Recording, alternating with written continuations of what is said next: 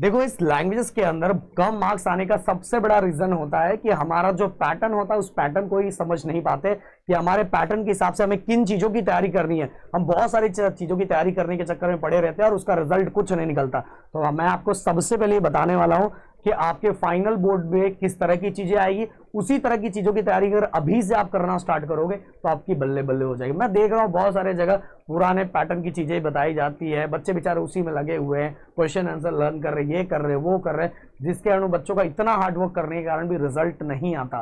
तो पैटर्न जिस वाइज हुआ है उस वाइज ही हमें क्या करना है, चीजों को समझना है और उसी वाइज तैयारी करना है। तो देखो गाइस, आपका जो मार्क्स है बहुत ज्यादा बढ़ेगा हर साल। कितने सालों से ऑनलाइन प्लेटफॉर्म पे, देन हमारे ऑफलाइन प्लेटफॉर्म पे हम बच्चों को कंटिन्यू चेंज करते हुए आ रहे हैं। और गाइस एक ही सब्जेक्ट नहीं, पूरा लैंग्वेजेस, पूरा साइंस, पूरा अलजेब्रा, ज्योमेट्री, सब कुछ चीजें अपने चैनल पे आ रही। बस कमी एक ही चीज की है कि अपने तरफ से एक्शन, अपने तरफ से रिएक्शन दिखाओ, देन हमारा एक्शन आप देखोगे कि सर किस तरह का एक्शन करते हैं।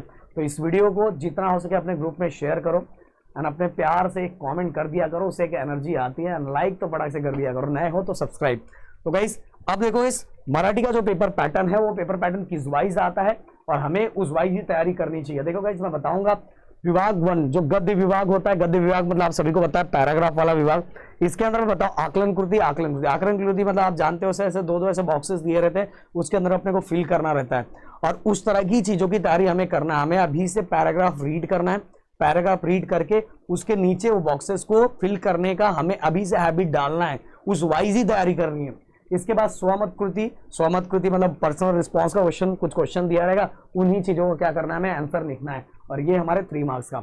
अब पठित उतारा मतलब हमारे वो बुक का नहीं दिया हुआ, बाहर से आया हुआ। ये लाइन तो अपनी बहुत प्यारी है, अपन बचते ऐसे ही थे, जब अपने को कुछ नहीं आता था घर वालों को बोल देते थे बाहर से आया। सही बोल रहा हूँ कि नहीं?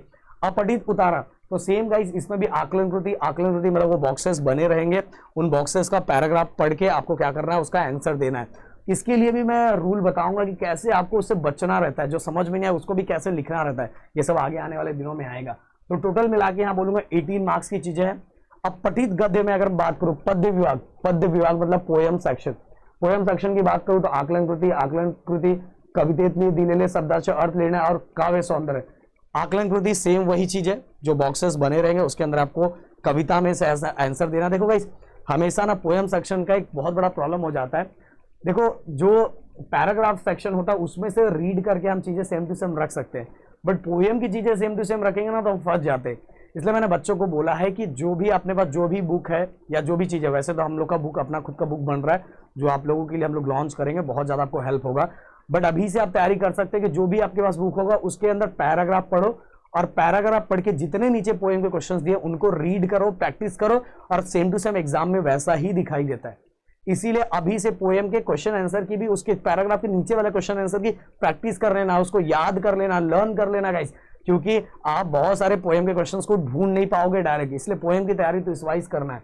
अब भावार्थ लिखना है, ये आपको जो काव्य सौंदर्य दिया हुआ है ये टोटल देखा ये नीचे।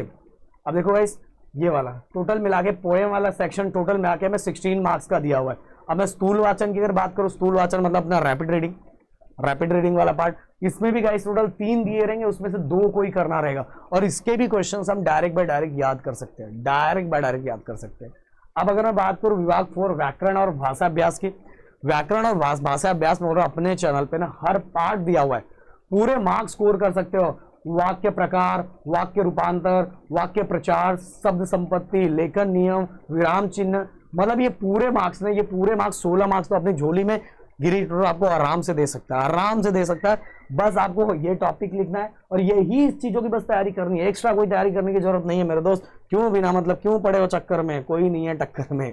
अब दूसरा गाइस, अब देखो यहाँ पत्र लेखन किंवा सारांश लेखन, इसमें से मैं बच्चों को हमेशा बोलता हूँ कि आप प्राय पत्र लेखन का करो, क्योंकि पत्र लेखन का फॉर्मेट फिक्स होता है। उस फॉर्मेट फिक्स होने की वजह से हमें पूरे मार्क्स मिलने के चांसेस रहते हैं, तो पूरे के पूरे हमें 6 मार्क्स मिलते हैं, तो कोई 2 में से 1 करना रहता है। तो मैं बच्चों को बोलता हूँ पत्र लेखन, और अपने चैनल पर औपचारिक पत्र, अनौपचारिक पत्र दोनों लिख के बताया हुआ है, आप दोनों की तैयारी कर सकते हो। अब आगे अगला जो जाहिरात लेखन, वात्मी लेखन और कथा लेखन, इसमें से कोई 2 लिखना रहता है। बच्चों को हमेशा ये बोलता हूँ जाहिरात लेखन और वात्मी लेखन। कथा लेखन भी लिखोगे तो कोई टेंशन नहीं है, इसमें से मतलब कोई भी 3 चूज कर सकते हो। अगर मेरी बात मानोगे तो 2 लिखोगे तो ज्यादा अच्छा है, बट बाकी कथा लेखन में मार्क्स मिलता है तो कोई टेंशन नहीं है इतना। अब निबंध लेखन की बात करूं तो 3 टाइप के निबंध आते हैं, प्रसंग लेखन आता है, आत्मकथन आता है, वैचारिक आता है। तो मैं बच्चों को हमेशा बोलता हूँ वैचारिक लिखो, वैचारिक लिखो, ज्यादा मार्क्स मिलने के चांसेस रहते हैं। और ये क्या है, इसके बारे में, तीनों के बारे में वीडियो है, अगर आप बोलोगे तो नए वीडियो हम बना के आपको पहुंचा देंगे। तो यार मतलब 3 टाइप के निबंध आते हैं, उसमें से एक टाइप वैचारिक होता है, वही आपको लिखना चाहिए, उसमें मार्क्स बहुत अच्छी तरीके से मिलता है।